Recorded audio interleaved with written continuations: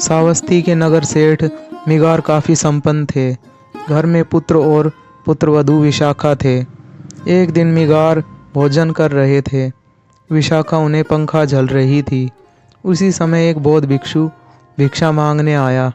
विशाखा ने सोचा कि ससुर आज्ञा दे तो वह उठकर भिक्षु के लिए कुछ लाए, किंतु मिगार ने भिक्षुओं की पुकार सुनकर अनसुनी कर दी। वे चुपचाप भोजन करते रहे। भिक्षु ने जब फिर पुकारा तो विशाखा बोली, आर्य, मेरे ससुर बासी अन्न खा रहे हैं, अतः आप अन्यंत्र पधारे। यह सुनते ही मिगार की आंखें क्रोध से लाल हो गई। वे तत्काल भोजन छोड़कर उठ खड़े हुए और विशाखा से बोले, तूने मेरा अपमान किया है, मेरे घर से अभी निकल जा। विशाखा ने नम्र स्वर में कहा, मेरे विवाह के समय आपने मेरे पिता को वचन दिया था कि मुझसे कोई भूल हो जाने पर आप 8 सदग्रस्तों से इसके विषय में निर्णय कराएंगे और तब मुझे दंड देंगे। नगर सेठ ने तत्काल 8 प्रतिष्ठित व्यक्तियों को बुलाया। विशाखा ने उनके समक्ष पूरी बात बताकर कहा, मनुष्य को अपने पुनर्जन्म के पुण्यों के फल से ही संपत्ति मिलती है। मेरे ससुर को जो संपत्ति मिली है वह भी उनके पहले के पुण्यों का फल है। इन्होंने अब नवीन पुण्य करना बंद कर दिया। इसी कारण मैंने कहा, ये बासी अन्न खा रहे हैं। यह सुनकर पंचों को निर्णय नहीं देना पड़ा। नगर सेठ ने ही लज्जित होकर विशाखा से क्षमा मांग ली।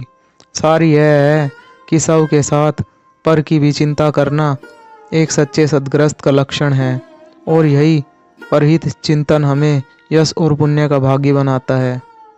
महात्मा गौतम बुद्ध के श्रावस्ती में प्रवचन चल रहे थे। प्रवचन में नित्य ही बड़ी संख्या में लोग आते और विविध महत्वपूर्ण व गंभीर विषयों पर बुद्ध से ज्ञान ग्रहण करते। बुद्ध का शिष्य वर्ग भी काफ़ी विशाल था, जो प्रवचन स्थल की व्यवस्था संभालता और बुद्ध की सेवा में सदैव तत्पर रहता। एक बार रात के समय महात्मा बुद्ध प्रवचन दे रहे थे। सदैव की भांति काफ़ी लोग उनके प्रवचन सुन रहे थे। एक व्यक्ति जो बुद्ध के ठीक सामने बैठा था, बार बार नींद के झोंके ले रहा था। बुद्ध थोड़ी देर तक तो प्रवचन देते रहे, फिर उससे बोले, वत्स, सो रहे हो? उस व्यक्ति ने हड़बड़ाकर कहा, नहीं महात्मा। बुद्ध ने पुनः प्रवचन प्रारंभ किया। वह व्यक्ति फिर ऊँघने लगा। महात्मा ने फिर वही प्रश्न दोहराया और उसने फिर अचकचाकर नहीं महात्मा कहा। ऐसा लगभग 8-10 बार हो गया। कुछ देर बाद बुद्ध ने उससे पूछा, वत्स, जीवित हो? हर बार की तरह इस बार भी उसने कहा, नहीं महात्मा। यह सुनकर उपस्थित श्रोताओं में हंसी की लहर दौड़ गई और वह व्यक्ति पूर्णतः चैतन्य हो गया। तब बुद्ध गंभीर होकर बोले, वत्स, निद्रा में तुम्हारे मुख से सही उत्तर मिल ही गया। जो निद्रा में है वह मृतक समान ही है। महात्मा बुद्ध का संकेत था कि गुरु से ज्ञान ग्रहण करते वक्त सजगता अत्यंत आवश्यक है। गाफिल रहने की स्थिति में ज्ञान की प्राप्ति पूर्ण नहीं होती और अधकचरा ज्ञान सदैव खतरनाक साबित होता है। बुद्ध के पास उनका एक शिष्य आया और बौखलाए स्वर में बोला, जमींदार राम सिंह ने मेरा अपमान किया है, आप अभी चले, उसे सबक सिखाना होगा। बुद्ध बोले, प्रियवर, सच्चे बोध का अपमान करने की शक्ति किसी में नहीं होती। तुम इस बात को भुला दो। जब प्रसंग भुला दोगे तो अपमान कहाँ बचा रहेगा। शिष्य ने कहा, उसने आपके प्रति भी अपशब्दों का प्रयोग किया था। आप चलिए तो सही। आपको देखते ही वह शर्मिंदा हो जाएगा और क्षमा मांग लेगा। इससे मैं संतुष्ट हो जाऊंगा। बुद्ध कुछ विचार कर बोले, अच्छा, यदि ऐसी बात है तो मैं अवश्य ही राम जी के पास चलकर उसे समझाने का प्रयास करूंगा। शिष्य ने आतुर होकर कहा, चलिए, नहीं तो रात हो जाएगी। बुद्ध ने कहा, रात आएगी तो क्या, रात के पश्चात दिन भी तो आएगा। यदि तुम वहाँ चलना आवश्यक ही समझते हो तो मुझे कल याद दिलाना, कल चलेंगे। दूसरे दिन बात आई गई हो गई। शिष्य अपने काम में लग गया और बुद्ध अपनी साधना में लीन हो गए। दोपहर होने पर बुद्ध ने शिष्य से पूछा, आज राम जी के पास चलना है? शिष्य ने कहा, नहीं। मैंने जब घटना पर फिर से विचार किया तो मुझे इस बात का आभास हुआ कि भूल मेरी ही थी। अब राम जी के पास चलने की कोई ज़रूरत नहीं है। बुद्ध ने मुस्कुराकर कहा, अगर हम तुरंत प्रतिक्रिया देने से बचे तो हमारे भीतर की कटुता समाप्त हो जाती है। शिष्य बुद्ध का आशय समझ उनके प्रति नतमस्तक हो गया। कथा सिद्धार्थ के जीवन के उस दौर की है जब वे बुद्धत्व को प्राप्त नहीं हुए थे और निरंजना नदी के तटीय वनों में वृक्ष के नीचे ध्यान करते थे। सिद्धार्थ प्रतिदिन ध्यान करने के बाद पास के किसी गांव में चले जाते और भिक्षा मांगकर लौट आते। कुछ दिनों के बाद उन्होंने भिक्षाटन पर जाना बंद कर दिया, क्योंकि एक गांव के प्रधान की छोटी बेटी सुजाता उनके लिए नित्य भोजन लाने लगी। सिद्धार्थ को बड़े स्नेह से भोजन कराती थी। कुछ दिनों बाद उसी गांव का एक चरवाहा भी सिद्धार्थ से प्रभावित होकर उनके पास आने लगा। उसका नाम स्वस्ति था। एक दिन स्वस्ति से सिद्धार्थ बातें कर रहे थे कि सुजाता भोजन लेकर आई। जैसे ही सिद्धार्थ ने भोजन करना शुरू किया, उन्होंने बातचीत बंद कर दी। जितनी देर तक वे भोजन करते रहे, बिल्कुल चुप रहे और वहाँ सन्नाटा छाया रहा। स्वस्ति को हैरानी हुई। उसने सिद्धार्थ के भोजन करने के उपरांत उनसे पूछा, गुरुदेव, आप मेरे आने के बाद निरंतर वार्तालाप करते रहे, किंतु भोजन के समय एक शब्द भी नहीं बोले। इसका क्या कारण है? सिद्धार्थ बोले, भोजन का निर्माण बड़ी कठिनाई से होता है। किसान पहले बीज बोता है, फिर पौधों की रखवाली करता है और तब कहीं जाकर अनाज पैदा होता है। फिर घर की महिलाएं उसे बड़े जतन से खाने योग्य बनाती है।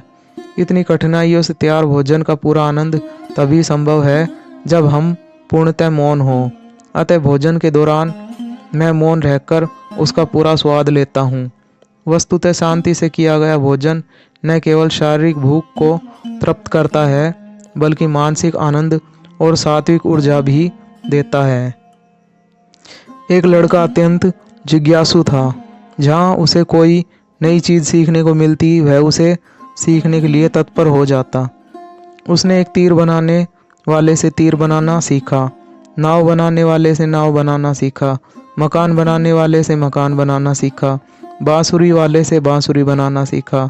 इस प्रकार वह अनेक कलाओं में प्रवीण हो गया, लेकिन उसमें थोड़ा अहंकार आ गया। वह अपने परिजनों व मित्रों से कहता, इस पूरी दुनिया में मुझ जैसा प्रतिभा का धनी कोई नहीं होगा। एक शहर में गौतम बुद्ध का आगमन हुआ। उन्होंने जब उस लड़के की कला और अहंकार दोनों के विषय में सुना, तो मन में सोचा कि इस लड़के को एक ऐसी कला सिखानी चाहिए जो अब तक की सीखी कलाओं से बड़ी हो। वे भिक्षा का पात्र लेकर उसके पास गए। लड़के ने पूछा, आप कौन हैं? बुद्ध बोले, मैं अपने शरीर को नियंत्रण में रखने वाला एक आदमी हूँ। लड़के ने उन्हें अपनी बात स्पष्ट करने के लिए कहा। तब उन्होंने कहा, जो तीर चलाना जानता है वह तीर चलाता है, जो नाव चलाना जानता है वह नाव चलाता है, जो मकान बनाना जानता है वह मकान बनाता है, मगर जो ज्ञानी है वह स्वयं पर शासन करता है। लड़के ने पूछा, वह कैसे? बुद्ध ने उत्तर दिया, यदि कोई उसकी प्रशंसा करता है तो वह अभिमान से फूलकर खुश नहीं हो जाता, और यदि कोई उसकी निंदा करता है तो भी वह शांत बना रहता है। ऐसा व्यक्ति ही सदैव आनंद में रहता है। लड़का जान गया कि सबसे बड़ी कला स्वयं को वश में रखना है।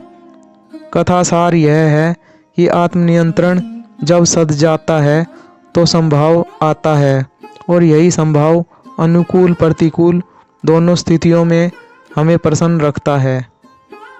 सम्राट अशोक संपूर्ण भारत को अपने राज्य में मिलाना चाहते थे, पर कलिंग युद्ध में हुए रक्तपात को देखकर उन्हें अत्यधिक दुख पहुंचा।